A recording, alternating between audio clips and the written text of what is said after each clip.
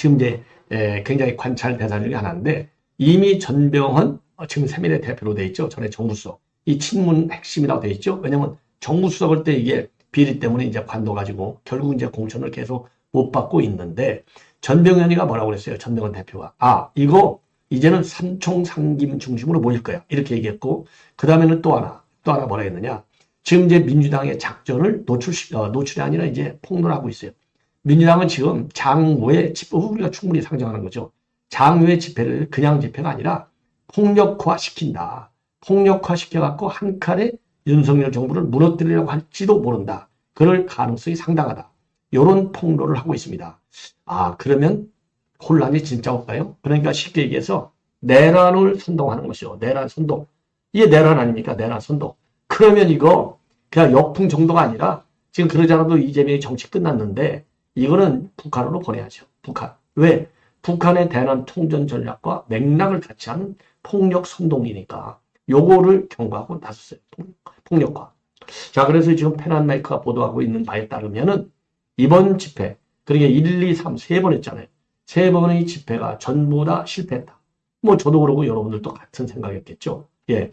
실패한 원인을 조목조목 네 가지 원인으로 분석하고 있는데 아주 설득력이 있습니다. 그래서 요거를 또 소개해 드리도록 하겠고, 그러한 가운데, 왜냐하면 이게 강성반들, 찐명, 친명들이 강성반을 있잖아요. 지금 극언 발언을 한 사람으로 지금 최민희가 언론에 득부상하고 있어요. 극언 발언. 절대 용납치 않겠다. 죽여버리겠다. 만약에 이 방탄 전선에 동참하지 않으면 비명계들 죽여버리겠다. 아니, 이게 허기야 뭐 최민희 그 수준에서 그 머리에서 나오는 게 이 정도밖에 안 되겠죠. 놀랄 이유가 하나도 없어요. 그런데 생각보다 빨리 나왔다. 그 긍정성에서는 뭐 충분히 예상이 남지만, 예, 이 상황으로 본다면 너무나 빨리 나왔다. 그런데 친명계들이요, 강성 목소리를 내는 건 맞아요. 그런데 그렇다고 죽여버리겠어? 이게 국회의원이라는 인간이 할 수 있는 얘기입니까? 그거는 문 닫아놓고 밥 먹을 때나 지들끼리 뭐 누구를 죽이는 사람이나 할 수 있겠죠. 그런데 공개적으로 그 얘기를 자랑스럽게, 예, 명비어천간에 붙는 차원에서 했을 텐데, 야, 이거 죽어야 할 사람이 누구냐? 정치적으로 저는 죽는다는 얘기입니다. 이런 얘기를, 그거라는 최민희가 먼저 정치적으로 매장이 되어야 될 것이 아니냐. 요렇게 반박을 하고 싶고요. 자, 이 판에 다시 한번요. 제가 지금 이재명의 여러 가지 쌓인 비리들 한번 쭉 정리를 해드리고 있는데, 아까는요. 그래서 이제 핵심적으로 바로 이제 재판에 넘어갈 그 사법 리스크도 제가 정리해드렸고, 이번에는요. 지금 이제 특혜 분야, 예를 들어서 변호사비를 지금 뭘로 대줬죠? 전부 배지로 해결했잖아요. 배지. 5명, 6명, 대장동 변호사들. 아니, 정진상 변호사까지 다 배지 줬잖아요. 뭐, 이건태인가 누군가. 예. 자, 그런데 이번에는요, 또 아파트로 준 것도 같아요. 자, 그래서 이 아파트가 무려 8채나 돼요. 8채. 특례 분양으로 의혹을 받을 만한, 저희들은 아무도 특례 분양 아니라고 주장하죠. 뭐 누가 특례라고, 나 진짜 특례 맞아. 이렇게 얘기할 바보가 어디가 있겠어요. 당연히. 그러나 이재명이 그랬잖아요. 인식의 차원에서 본다면 이거는 의혹의 가능성이 상당히 큰 아파트 제가 세어봤더니 8채인데 8채. 최측근들이 전부 아파트는 하나씩 해먹었어요. 요 내용을 집중적으로 여러분께 정리를 해드리도록 하겠습니다. 지금 뉴스가 어마어마하게 쌓이고 있어요. 자, 그러면 맨 먼저 지금 민주당 내부하고 그 다음에 비민주당, 그러니까 비민주당 중에서는요. 그러니까 이제 지금 그 집회 동참하고 있는 뭐 이 진보당이라든가 용해인의 기본소득당이라든가 3인당이라든가 조국당이라든가 요런 거 빼고 요런 거는 어차피 지금 한 배를 타고 가는 거니까 다 쫄딱 망하게 돼 있어요. 그래도 새로운 지금 미래, 이름이 뭐 계속 바뀌어가 헷갈리는데 지금은 새미래예요. 새로운 민주당, 새민주당이에요. 새민주. 이게 대표가 바뀌어갖고 지금은 누구냐? 지금은 전병헌입니다. 전병헌은 뭐 친문으로 일단 외양성으로 돼 있어요. 그런데 뭐 이 사람도 문재인 정권에서 정부수석 잘하고 있는데 옛날에 돈 먹은 게 비리가 걸려갖고 영장 생활하다 나왔죠. 예. 자, 그래서 그럼에도 불구하고 좀 친문으로 있는지 뭐 마음속까지 있는지는 모르지만 외형상으로 분류할 때는 친문으로 지금 분류해요. 그래서 어제 재판에서 중형이 선고되니까 딱 치고 나왔어요. 이제는 이재명의 시간은 끝났어. 그래서 삼총 상김이 이제 중심이 돼야 돼. 삼총은 총리 한 3명. 김부겸, 정세균, 이낙연이. 그리고 3김은 김동현, 그 다음에 김두관, 또 누구죠? 뭐 하도 김경수, 예, 하도 김씨도 많고. 그 다음에 거기에 이제 삼총 3김은 안 들어가지만은 성이 좀 달라갖고 임종석이가 거기가 끼고 박용진이가 끼요. 예, 박용진. 그러니까 삼총 3김 플러스 임박이네요. 임박. 8명이 거기에 대한 세력으로서 지금 이제 거론이 되고 있어요.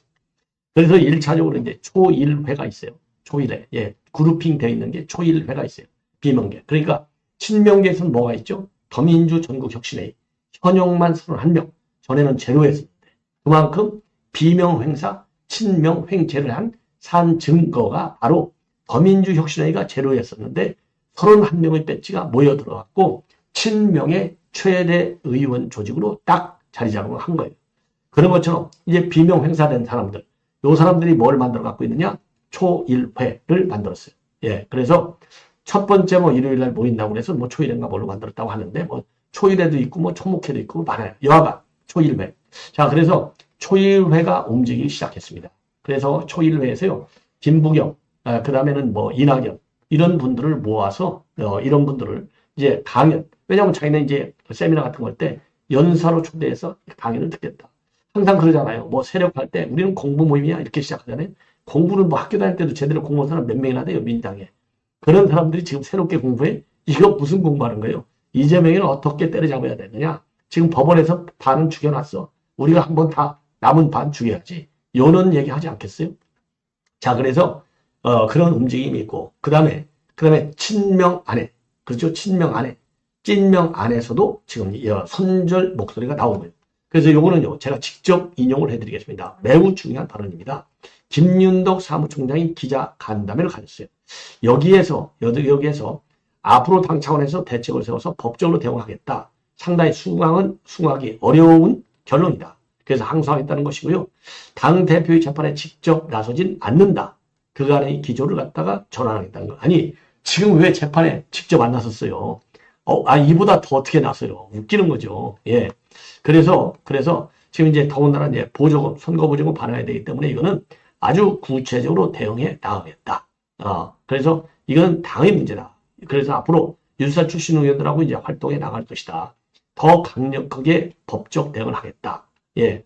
이렇게 입장을 내놨습니다. 그러면서요, 여기서 이제 중요한 발언이 두 가지예요. 하나는 일부 과격한 발언들과 당 입장을 혼동하거나 섞어서 인식하는 것은 좀 삼가해 달라. 이 얘기는요, 탄핵 얘기하는 거, 개헌 얘기하는 거, 조기 하야하는 거, 이거 지도부 김민석이가 앞장서서 하잖아요.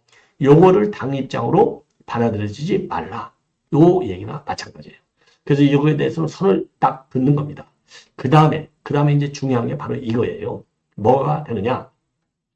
지금 이재명의 재판이 4개잖아요. 4개 중에서 4개가 있는데 그 중에 공직선거법 재판을 제외한 나머지 재판에 대해서는 당이 함께 대응할지 논의할 필요가 있다. 이렇게 얘기했어요. 그러니까 지금 앞에서는 구체적이고 더욱 적극적으로 대응하겠다라고 얘기해놓고 간담회가 끝날 쯤에서는요.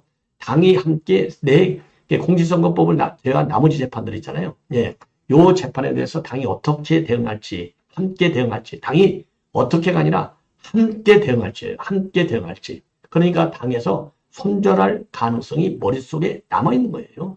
논의할 필요가 있다 이렇게 돼 있어요. 논의할 필요. 예. 자, 그러면서 당은 흔들림 없이 뚜벅뚜벅 걸어간다. 예. 현재까지 당내 이견이 없다라고 되어 있는데 강한 부정은 강한 긍정이다. 이미 이견이 있으니까 함께 대응할지를 고민한다고 그랬잖아요. 그러니까 손절론이 있다라고 하는 것을 이 김윤덕 사무총장 스스로가 인정한 거가 되는 겁니다. 자, 이러한 가운데 이제 이런 상황에서 이제 찐명들의 경우에는요. 계속 강성 메시지를 내고 있어요. 당 대변인서부터 시작해가지고 뭐 찐명이라고 알려져 있는 강선우, 김명기, 그다음에 김용민, 그다음에 뭐 김민석, 이수진 뭐 이런 사람들 일일이 얘기할 필요가 없어요. 전부 다 진성준 뭐 이루 말할 수 없는 강성 메시지를 내고 있는데 최고 강성 메시지를 낸 인간이 지금 최민희다. 예, 최민희. 자, 이렇게 해서 지금 이 최민희가 말이죠. 만약에 비명계가 움직이면 죽여버리겠어. 죽습니다. 이런 망언을 했어요. 그래서 이게 파장이 지금 커지고 있습니다. 예, 움직이면 죽인다. 죽여버리겠다. 요렇게 입장을 냈습니다. 예. 자, 그래서 이거는요, 어제 집회가 끝날 때쯤 해서 기자들한테 그렇게 박힌 거예요. 왜냐하면 지금 이제 비명계 그리고 이제 그 야권의 지각 번동 이런 얘기가 나왔잖아요. 그러니까 움직이면 죽어 이렇게 공개 경고를 하고 있습니다. 자, 그래서 이제 유튜버들 좌파 유튜버들 만나서 그렇게 얘기한 겁니다. 어떤 판결이 나오냐가 중요한 게 아니라 핵심은 민주당이 분열하냐 아니냐에 있다. 이미 일부 언론이 민주당에 숨죽이던 비명계가 움직이기 시작했다고 하는데 움직이면 죽는다. 제가 당원과 함께 죽일 것이다. 민주당의 분열을 부추기는 건 언론이다. 예. 야, 그러면서 일부 언론이 흔들기 시작했는데 여기에 부안해동해서 우리 세력이 잡을 수 있겠지 하는 사람들은 꿈 깨라. 예, 꿈 깨라.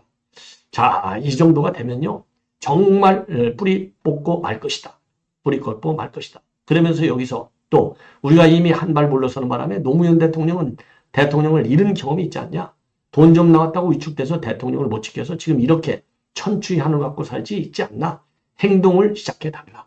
야, 이 정도가요. 이 정도가 되면 끝난 것이죠.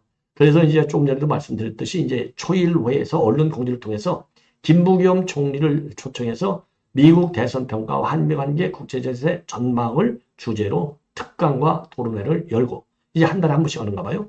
내년 1월에는 김경수 그다음에 김동연을 통해서 초청해서 특강을 열겠다. 이렇게 밝히고 있습니다. 자, 그래서 이제 전병헌 대표가 야권 지각 변동에 분석이 된다. 그리고 이재명이가 이제 피선거를 잃게 되면 붕괴는 확실하다. 예, 그리고 또 지금 이제 이 야당의 그러니까 이제 민주당의 집회 성향을 보면은 폭력적 집회로 가서 윤석열 정부를 뒤엎으려고 할 것이다.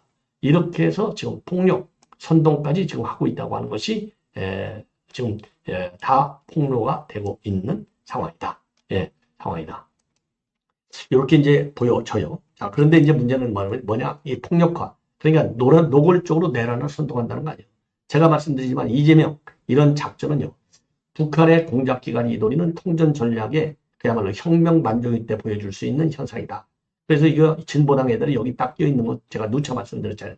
진보당은요. 통진당 잔당들 3명이 거의 딱 들어가 있어요. 이름만 진보당으로 바뀌었지 강령 정강 정책이 완전히 통진당하고 그대로 됐다 빼라 나갔다.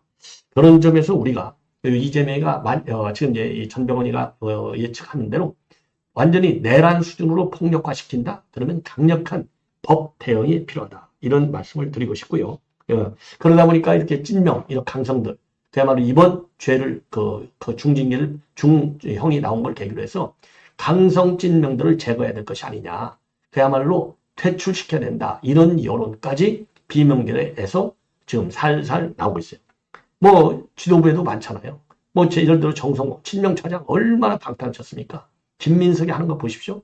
김민웅이 김민석 형 하는 거 보십시오. 이런 인간들을 좀 제거해야 된다. 퇴출시켜야 된다. 이런 얘기까지 나오고 있는 상황이 되겠습니다. 예. 자, 그래서 지금 이제 이 전국이요. 걷잡을 수 없는 폭력화 전국으로 이재명이가 지금 선동질을 하고 있어요.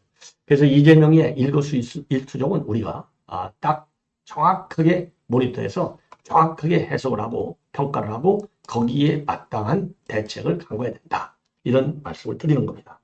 자, 이번에는요. 지금 이제 그 아파트, 제가 이제 아파트를 쭉 조사해 봤어요. 그랬더니 무려 8채나 됩니다. 8채. 아이고, 사람 이름도 많고 헷갈려요. 예. 우선 정진상. 정진상이 이거 뭐 다 아는 거 아니에요? 정진상이. 예. 정진상이 지금까지 이제 언론에 보도된 사람 중심입니다. 언론에 보도되지 않은 사람까지 하면 이거 몇 명이 드러날지 모르지만은 정진상이가 특혜 의혹 대장동 아파트 분양받았어요. 대부분들이 대장동 우이래 이쪽에. 자, 그래서 정진상이가 있고 그게 이제 권력 서열 1순위는 정진상이라고 하잖아요. 예, 정진상. 그 다음에 또 여성 1순위는 김현지.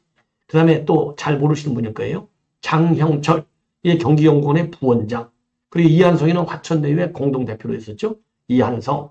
그리고 최윤길이는 성남도시개발공사 설립 이 조례를 통과시켜준 최윤길. 성남시 의회 의장. 그리고 정영학 회계사 아시죠? 예, 정영학 회계사의 동생이. 그리고 박영수 특검 아시죠? 박영수의 경우에는 딸이.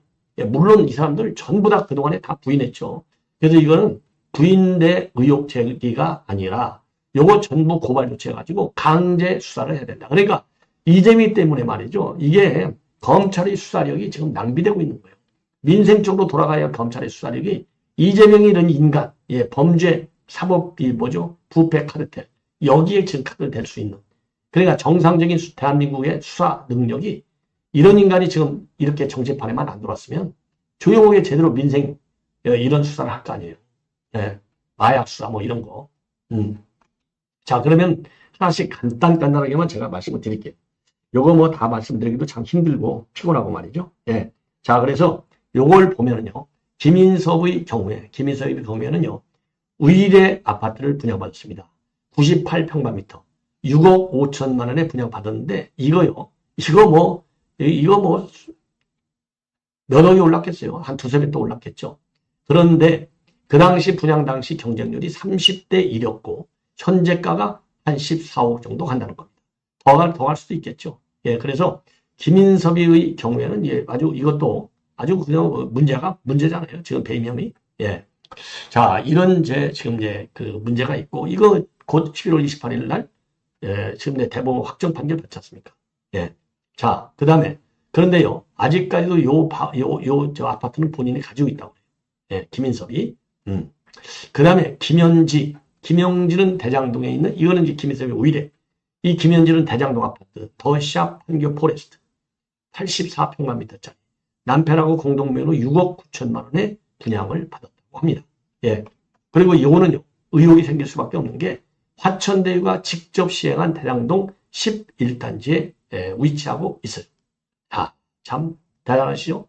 그 다음에 정진상하고 장형철, 여기는요, 판교, 이것도 화천대유가 시행한 판교 퍼스트 힐 푸르조 1단지, 이 정진상이, 예. 야, 참 대단하죠? 84평방미터짜리.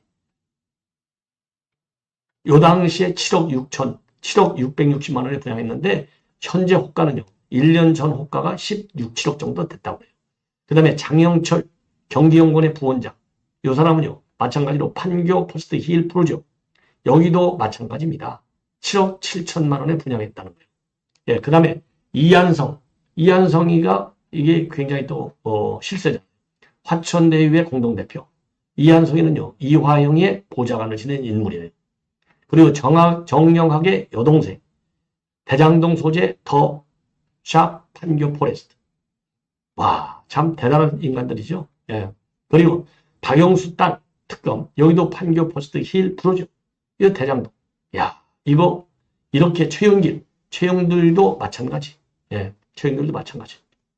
자, 그래서 무려 9채나 된다는 거예요. 특히 이 분양받은 의혹들이. 야, 이러니까 말이죠. 그럼 이재명이가 대장동 변호사들 쌍방울에서 변호사비로 대납했다는 의혹이 있고, 그리고 그것도 안 된 사람들은 전부 배지를 줘서 변호사비로 대납했다. 이런 의혹이 있고, 측근들은 대장동 의뢰 아파트를 특별 분양했다. 이런 의혹이 제기되고 있는 겁니다.